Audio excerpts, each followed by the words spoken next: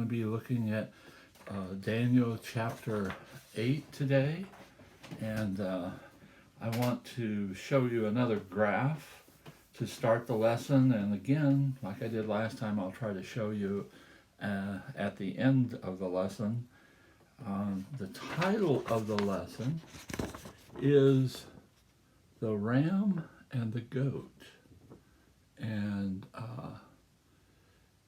this chart gives a really good timeline that talks about Daniel's vision that we're going to be talking about here in Daniel chapter 8. So I wanted to hold that up. I hope I'm able to hold it steady enough that you can see the things on there, and you can stop the tape and look at the chart and see the historical events that were predicted by Daniel many years ago, and those events have come to pass. And so that's the idea of the lesson that we're going to be talking about today. And again, the title of the lesson is Vision of the Ram and Goat, and the thought for the lesson is God has perfect knowledge of future events. I hope we can underscore that. I hope that you can be reminded of that and be encouraged by that, because some of the things that we're all going through at this time are very difficult, and if we're not careful, the enemy can confuse us into believing that God doesn't know what's going on, and he's lost control of things. But that's not the case. Now, the overview, this lesson covers the vision in chapter 8 of Daniel. And in that, we're going to see some historical events that were foretold. And then as we look at them in history, we see that they were fulfilled. This was given to encourage the Jews and Christians to follow God. We need to be encouraged that no matter what's going on in our life, that God has not lost control, and that He will be there for us, and He knows what the events that are happening. They don't take Him by surprise. He's not shocked. He's not dismayed. We should worship the Lord because He has perfect knowledge of the future, and we need to stand true to God even in trying times. Even though the times get really trying, we need to be faithful to the Lord during those times. The key verse is not taken out of Daniel, but it's taken out of Revelation. Revelation 17, verse 14 reads like this: These shall make war with the Lamb, and the Lamb shall overcome them, for He is Lord of lords and King of kings. This is a prophecy about the future that we need to be reminded of, that there's going to be war against the Lord, but He's going to take control over it. He's going to show that He is Lord of lords and King of kings. And that was read out of the King James Version. The background here is Daniel received a dream in the 3rd year of Belshazzar's reign, which was about 551 BC. And it covers the events over the next 4 centuries till about 160 years before the birth of Christ. So we see that the things that are covered here are foretold in this vision, and these events are told relating to the Jewish people.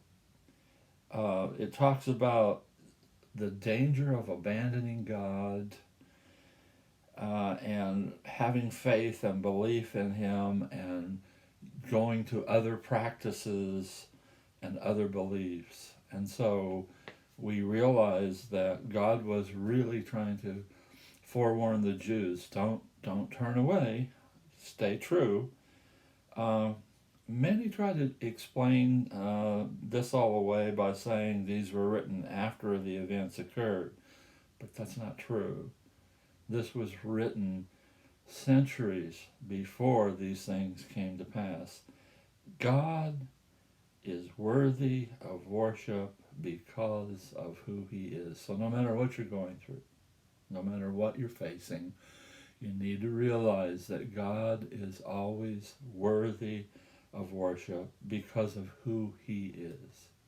Okay, the first part of the lesson is entitled Daniel's Vision at Susa. And the A part of that is ram and goat. And what we're looking at right now is taken from Daniel chapter 8, verses 1 through 8. So if you want to get an insight into this, I would encourage you to read those verses, verses 1 through 8 of Daniel 8. Now, Daniel received this dream 2 years after the one in chapter 7. This is adding to the details to that dream. He was in the city of Susa, which is 230 miles east of Babylon, and which is now located in Iran. Babylon was waning, and the Medo-Persian Empire was on the rise. That was represented by the ram with 2 horns. The higher horn that rose last represented Persia under Cyrus. They had great success. But what happened was their pride made them vulnerable to a fall. And so pride always comes before a fall. The ram attacked the goat in the vision, and Alexander the Great was the one who led the Greek Empire, which was unstoppable. So that was the ram represented here. And at the height of his power, Alexander, who was 32 at the time, died. His empire was carved up by 4 of his generals. Now it's interesting. The vision states the big horn was broke up and 4 notable horns came up. God used the Persian Empire to get the Jewish people back to their homeland. Alexander brought some cultural changes, though, because under him, the whole Mediterranean area had to learn to speak Greek. And this was a setup. God knew this. He needed this. He wanted this because the New Testament was written in Greek so it could be read and conveyed all over the then known world. God had his hand on history, and Daniel's vision outlines how it would unfold. We need to see that. We need to see as we look at this that God had a plan. He was working toward that plan. And so he had Babylon to fall to the Persian Empire, the Medo-Persian Empire, and then the Greeks took over the empire, and all of these fell because of their pride. It was really interesting how that all came about. So then the B part of this first part of the lesson talks about another horn. Daniel 8, verses 9 through 14. If you're interested in reading the scripture, that's what you want to read. Daniel 8, 9 through 14. More details are coming out here in this passage about the Greek Empire. When Alexander the Great died, the kingdom was broke up into 4 smaller kingdoms.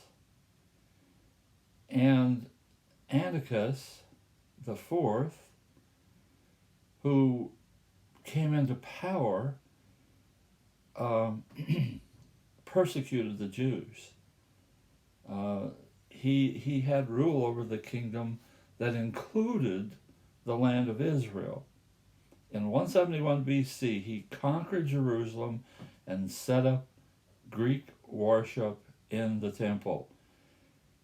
It's referred to as the desolation of the temple because he would take pagan religion into the temple, and he even went so far as to have hogs sacrificed in the temple, which, if you know anything about Judaism, you know that a hog is considered to be an unclean animal, and this would be the ultimate insult to take a hog into the temple and sacrifice it there.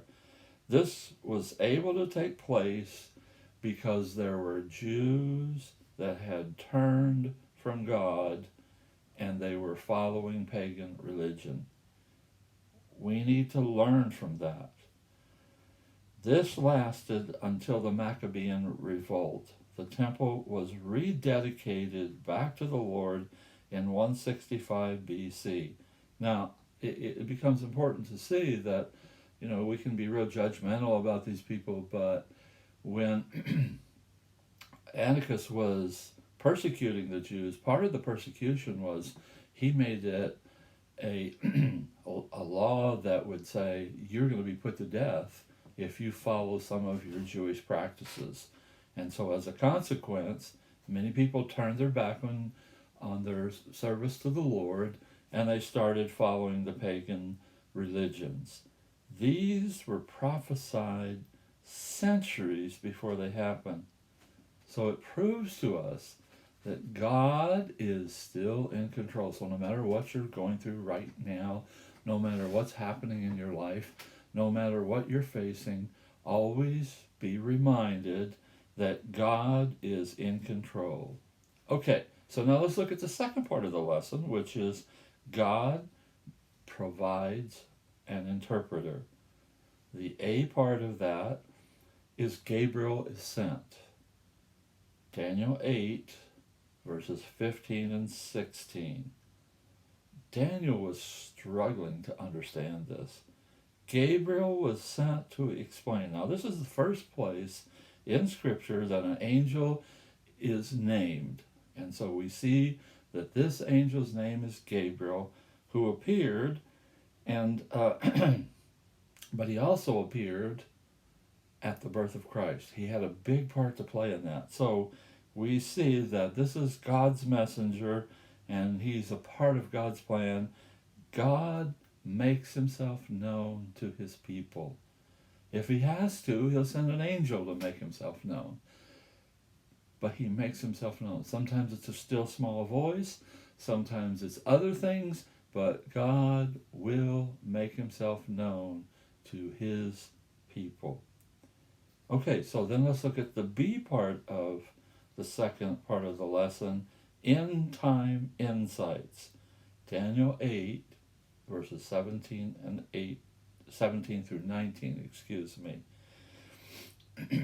Daniel was fearful to face this heavenly being. So he fell down on his face, and Gabriel touches him and gets Daniel up, and the whole idea is here, for a time the Jewish people suffered discipline, but God guided the world's kingdoms. So he's trying to get Daniel to not, cower in fear here. He's trying to get him to see that you need to let the people know that God is still in control. God knows what's going on, and he hasn't forsaken them. He's right there. And when we get into the new scripture, the scripture in the New Testament draws off of the past and talks about the believers, and that there's help for us, and we need to understand God's dealings in end time events.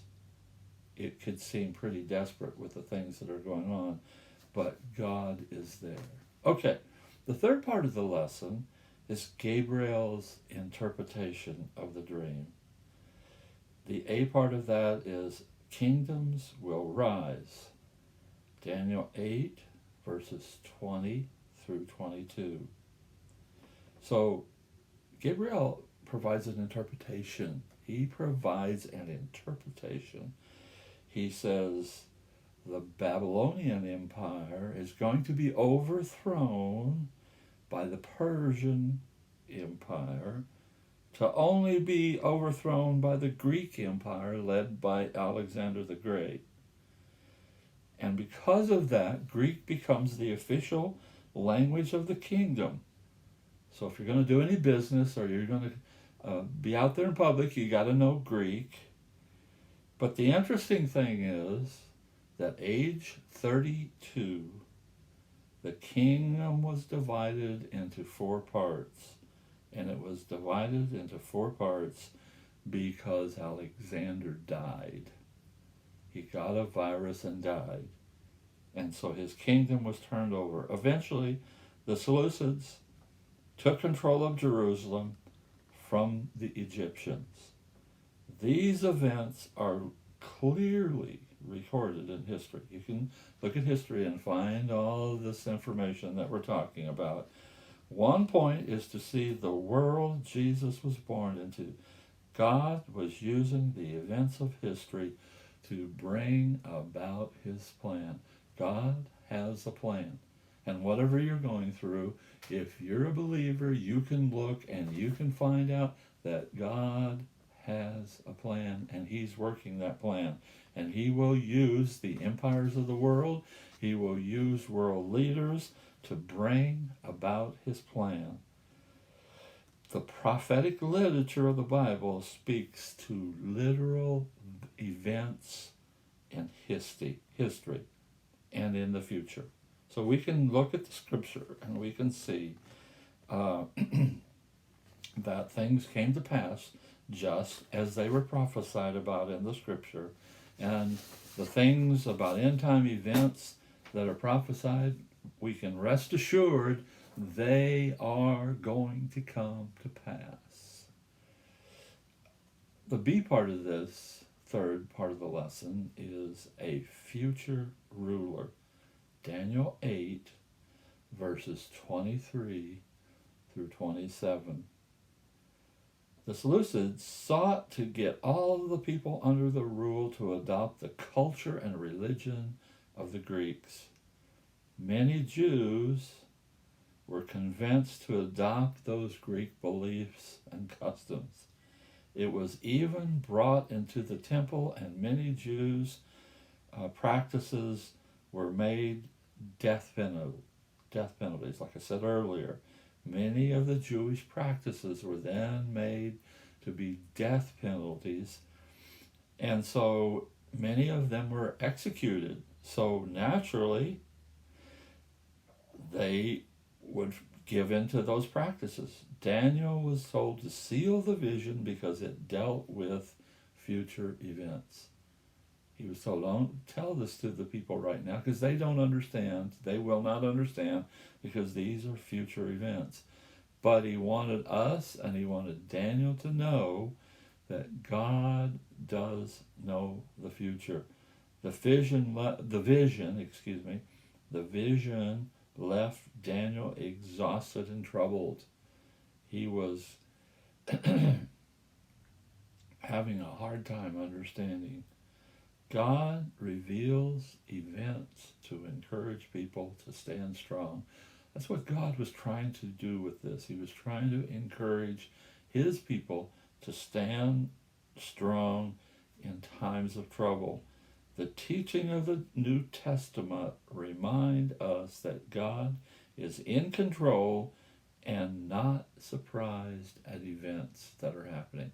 Sometimes we are shocked at what's happening. We can't believe this is going on. But it doesn't take God by surprise. He knows what's coming. He's sovereign and has a plan which should encourage us. If we're trusting him, he is sovereign. He is in control. He has a plan, and that should encourage us. Rely on God's grace to live a godly life till the Lord's return. The Lord is returning, and we need to live a life that's godly until he returns. But that means we have to trust that he has a plan. That's what Daniel's vision was all about. He was saying, this is God's plan.